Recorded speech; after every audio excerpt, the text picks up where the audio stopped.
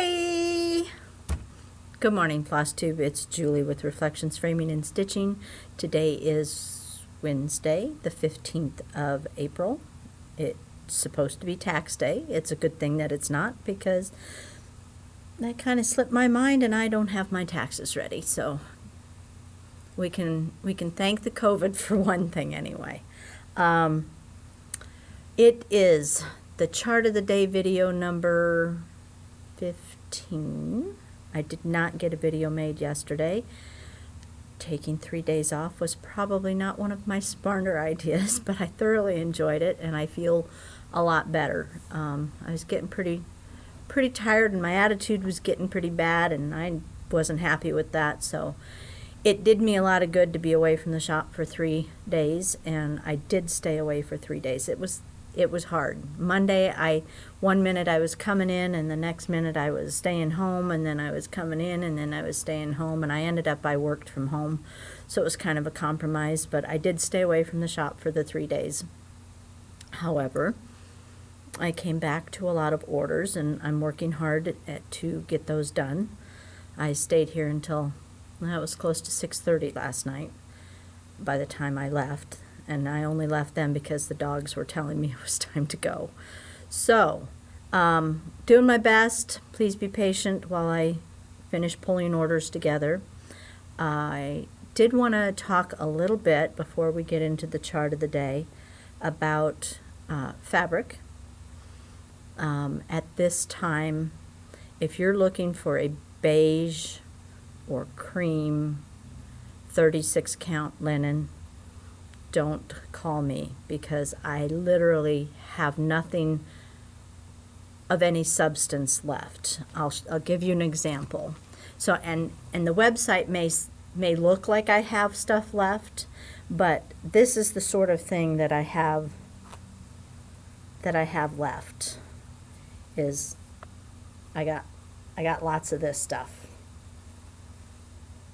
And it's still considered inventory because eventually I will cut it into ornament cuts. But as you can see, that's not going to really do anyone a whole lot of good unless you're looking for an ornament cut or going to stitch over one or something like that. So I'm sorry if the website is a little misleading. It's because I cut by the square inch. I sell by the square inch. So it does leave me with a lot of waste, and the computer can look like there's more than what there technically is. So yeah, right now there's no 36. If you need gray or if you need a color, blue, green, I probably still have stock in that. But if you're beige, or anywhere in that beige family, probably don't have it anymore. 40 count is almost as bad. 32, I have plenty of 32 count, but doesn't seem like anyone wants that anymore. Used to be 32 was the most popular. I'm thinking that 36 and 40 are probably more popular than 32 at this point. And I've noticed a lot of the designers are skipping right on by 32 and going to 36. Which I don't know. I don't understand that because I don't like 36. One's not enough. 2 is too many. It's just in that no man's land. I just prefer to go to 40. What else did I want to mention?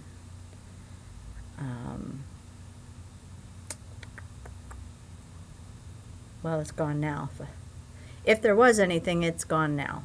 So, I hope all of you are fine. I hope you enjoyed your Easter weekend or weekend. It wasn't much of an Easter at our house. Kind of a non-event, but that's how it's supposed to be right now. So, we stitched. We watched some TV. Dan worked on some woodworking, and we made a video, as some of you know. So it was just a nice quiet day, and that was fine.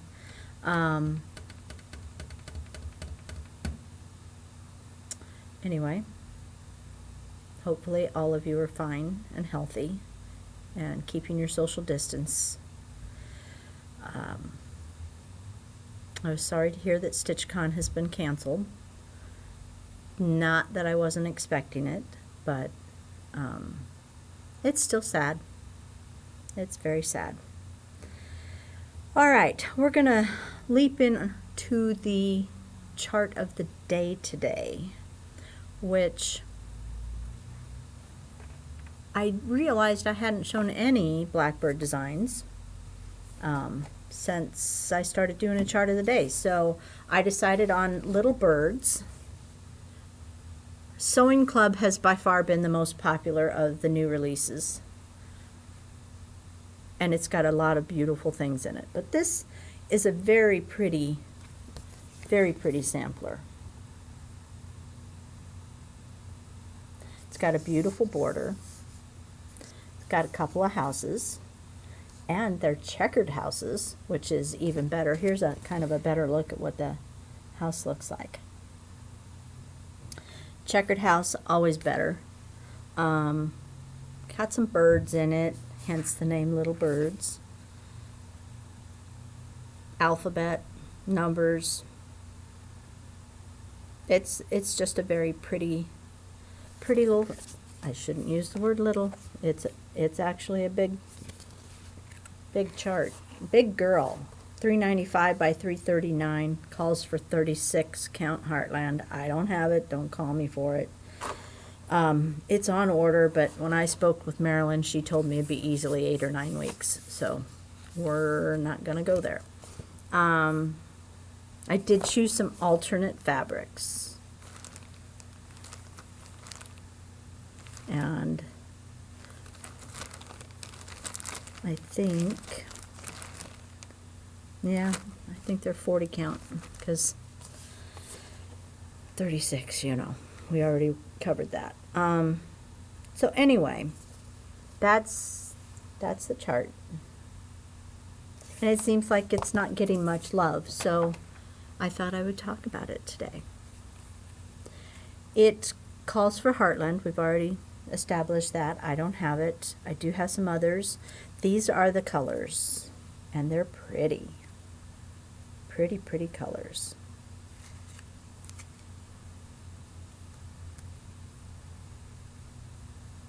They're warm. They're kind of warm colors, like chili pepper, hot and spicy. So this first fabric that I've chosen, and I feel like this fabric sometimes gets a bum rap because it's a stamped fabric. It's Vintage Country Mocha. And I think sometimes it gets a bum rap because it is stamped, but it's actually, when you stitch on it, it's a beautiful fabric. The colors all look very pretty on there.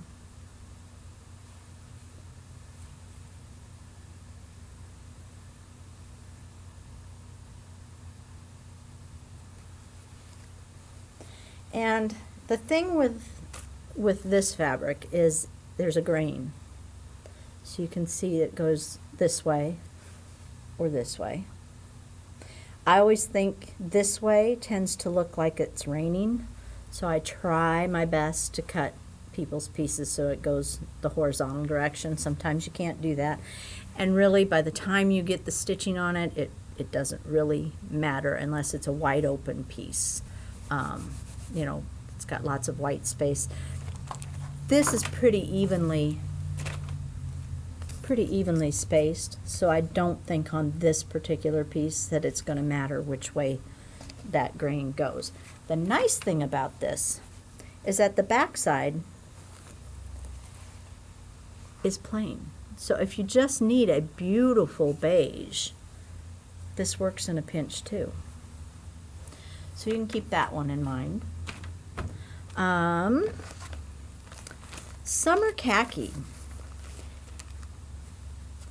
is a nice neutral, has a little bit of a green base to it. It's a beautiful Zweigart fabric, and No, it's not an overdyed, but it is a beautiful piece to stitch on. And sometimes I think we get so focused on that overdyed fabric that we tend to forget the beautiful fabrics that are there that aren't overdyed. So Summer Khaki is pretty. Gives it an entirely different look, but it's still beautiful.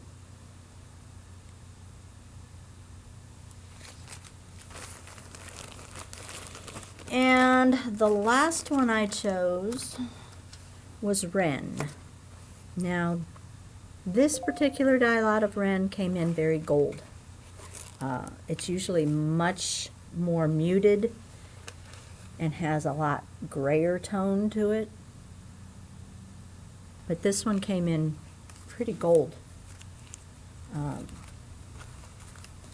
But I still think it would look really nice with the colors.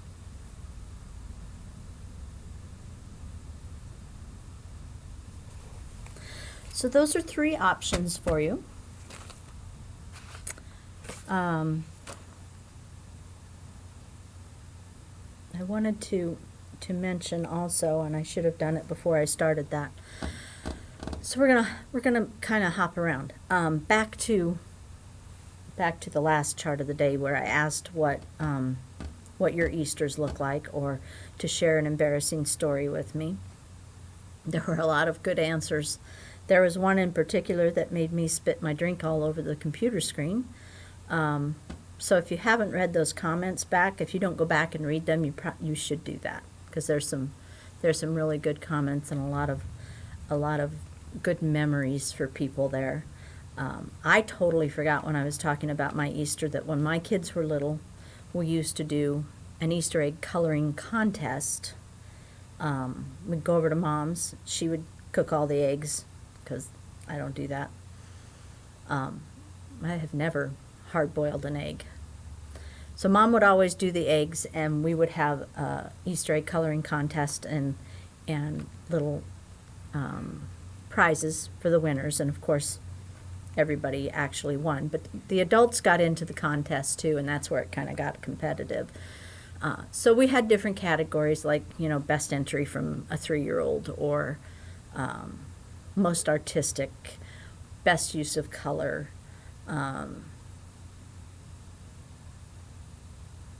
best original idea. I know one year I took little bits of paper towel and put them in each of the colors, and then I put them on the egg and made this very pastel tie-dye looking egg. So that was the most original idea that year. I think I got a candy bar for that one. So that was always a fun thing that the kids enjoyed when they were growing up. But there were lots of good traditions that people told me about, and I really enjoyed reading about them. And it brought back a lot of memories for me. So that's one thing I should have talked about at the beginning.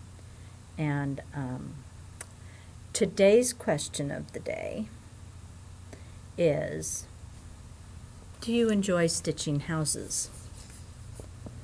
The reason I ask is my friend Connie, who I have mentioned before, if a chart has a house on it, she's like, nope, not going to do it. She hates stitching houses. She has done it, but lately it's been, no, I'm not stitching that. It's got a house on it. I like stitching houses. I don't necessarily like stitching the roof. I don't like all the fill, which is why I did the crosshatch thing on the one I showed on Sunday. The roof is done. It looks great. And I like the texture on it. So I may start doing that on every roof I do, but I really enjoy, well, maybe not this one. This one has windows in it, so it kind of breaks it up a little. See, it's got windows. So it's kind of different from just a plain roof that you just fill. And I know people say, oh, just do it when you're watching something, but yeah. So, do you enjoy stitching houses? And what is your process for building your house? Do you do the roof first? Do you build the exterior and then fill in the rest? Do you put the windows in first, windows and doors? My process changes from house to house depending on what it is. If it has a lot of windows in it, then I tend to put the windows in first. Like I'll go up, build a wall, and then count off from there and do the windows, and then build the other wall, and then fill in after that. But sometimes if it's only got a couple of windows, I'll skip over the windows and just go back and forth. So what's your process? Do you enjoy doing houses? No houses for you? I'm going to guess most people like to do houses, but I could be wrong. You never know. And let's see, because usually when I hit done, I think of 20 other things that I want to talk about. So let me just take a quick minute to think. Was there anything else I wanted to say?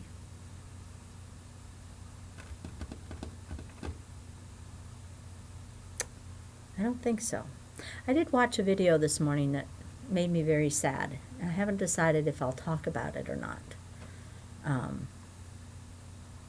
But it made me very sad what the stitcher was saying. So I may talk about that tomorrow. I don't know. So anyway, I need to get to work. I got a lot to do, and I always feel guilty when I make a video and I haven't got all my work done. So I've got a lot of orders to pull together, and I have a lot of floss to twist. I keep ordering floss because it keeps selling, and I have a whole table full of floss that I need to, when I say twist, it doesn't come that way. We do that because it takes up far less room on the wall than if you have the long strands. So I have a lot of that to do, and I haven't been able to do it. I still haven't been able to get to any of my stretching of the cross stitch. Thanks. I want to express my extreme thanks for all the orders. Please keep them coming. So far we're doing okay. Making enough to cover the rent, so that's a good thing. And I appreciate it more than I'm able to express. At some point I will express it with a giveaway, but I haven't decided what I want to do yet. So thank you. And if you're not necessarily ordering from me, you're ordering from another brick and mortar, that's awesome too, because while I realize that online shops need the business also, they most of the time do not have the overhead that a brick and mortar has. So the landlord's not forgiving our rent. It's due at the first of the month. So thank you for helping to keep us in business. We do appreciate it greatly. And with that, I'm going to say, hey, have a great day. Get some stitching done. And we'll see you tomorrow. Bye-bye. Or as Dan would say, bye.